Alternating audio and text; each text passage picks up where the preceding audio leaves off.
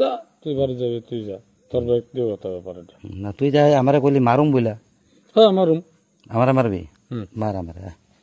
কারণ আমার বোন কি অপরাধ করছিল হ্যাঁ তোর বোনটা আমি কি করছি কি করছি তুই লাস্টে যে 10 মিনিটের যে ভিডিওটা দিছিস অ্যাকচুয়ালি কাহিনীটা কি আমরা একবার কইছিলি কি না অন থেকে পয়সা খাইছিলি কার্তিকা পয়সা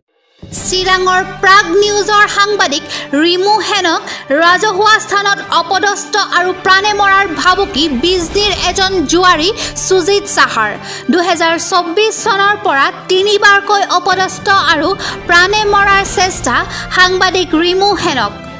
খবৰ অনুসৰি যোৱা বৃহস্পতিবাৰে নিশা প্ৰায় 10 বজাত সাংবাদিকজনক বিজনীৰ লক্ষ্মী পূজাৰ মেলাস্থলীত বাতৰি যুগুত কৰি থকাৰ সময়ত অকথ্যভাৱে গালিগালাজ কৰাৰ লগতে প্ৰাণী মৰাৰ ভাবুকি দিয়ে জুৱাৰী সুজিত সাহাই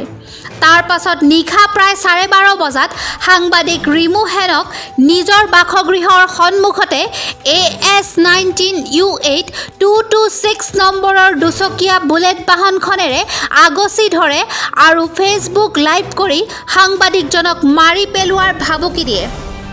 উল্লেখ্য যে পেছাত এজন গভাইত জুৱাৰী লম্পট সুজিত সাহাৰ কনিষ্ঠ ভগ্নী 21 বছৰীয়া সোমা সাহাই 2024 বৰ্ষৰ 30 আগষ্ট তাৰিখে সামাজিক মাধ্যমত পোষ্ট দি প্ৰেমজনিত কাৰণত শিৱজৰী লৈ আত্মহত্যা কৰিছিল আৰু সেই বাতৰি প্ৰাগ নিউজত সবিস্তাৰে প্ৰচাৰিত হৈছিল ফলত অভিযুক্ত এজন 19 বছৰীয়া যুৱকক আৰক্ষীয়ে গ্ৰেপ্তাৰ কৰি জেললৈ প্ৰেৰণ কৰিছিল প্ৰাগ নিউজত বাতৰি সুজিত সাহাৰ ভগ্নী ভিডিঅ'টো সম্পূৰ্ণ 10 মিনিট কিয় নেদেখুৱালে তাৰ বাবে বাৰংবাৰ আক্ৰমণাত্মকভাৱে সাংবাদিকজনক অপদস্থ চলাই গৈছে জুৱাৰী সুজিত সাহাই অৱশেষত কালি শুকুৰবাৰে সাংবাদিক ৰিমু হেনে ন্যায় বিচাৰি অভিযুক্ত সুজিত সাহাৰ বিৰুদ্ধে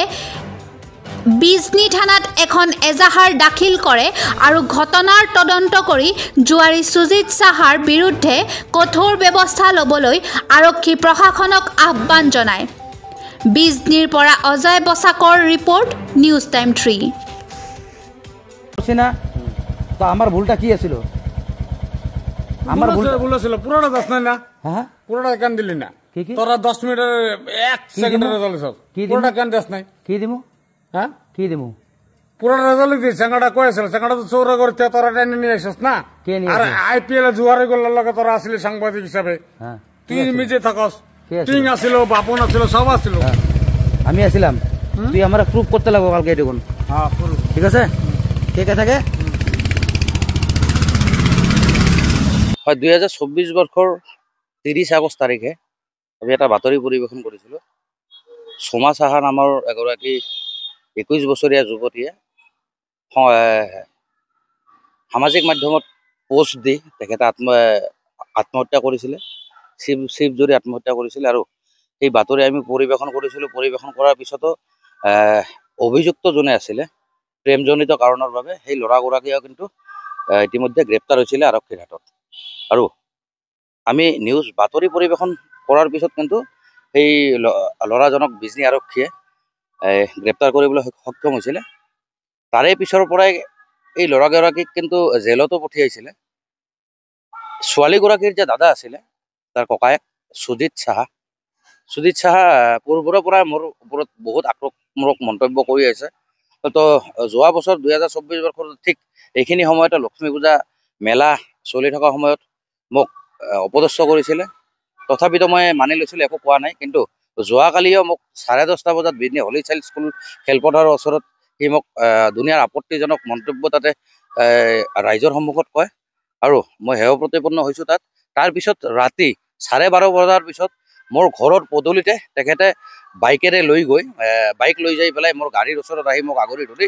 মোক হত্যা কৰিব বুলি ভাবুকি প্ৰদান কৰে আৰু মোক হত্যা কৰাৰ কাৰণ এটাই যে মই তাৰ ভণ্টিক ন্যায় দিয়া নাই আচলতে ন্যায় দিয়া কামটো আমাৰ নহয় ন্যায় দিয়া কাম হ'ল আদালতৰ আৰু যিহেতু আদালত গোচৰটো এতিয়াও কিন্তু আমি জানিব পৰা মতে চলি আছে আৰু সেই সূত্ৰে যে মোক তেখেতে প্ৰাণে মৰাৰ ভাবুকি কালি প্ৰদান কৰিছে মই তাৰে পিছত কিন্তু এটা তাৰ ভিডিঅ' যুগুত কৰিবলৈ সক্ষম হৈছিলোঁ আৰু সেই ভিডিঅ'ত গোটেইখিনি আছে, সি মোক মাৰি পেলাব বুলিও মন্তব্য তাত কৈছে। আৰু বিশেষকৈ বহুত উশৃংখলমূলক মন্তব্য তেখেতে কৈছে সংবাদ মাধ্যমক লৈ। সেইখিনি সহিব নোৱাৰি মই আজি বিজনী থানাত সুজিত চাহাৰ নামত এখন এজাহাৰ দাখিল কৰিছোঁ। আৰু প্ৰশাসনত তাতে মই উচিত তদন্ত যাতে হয় আৰু তদন্তৰ পিছত যাতে সুজিত চাহাৰ শাস্তি যাতে প্ৰদান কৰে তাৰ মই দাবী জনাইছোঁ।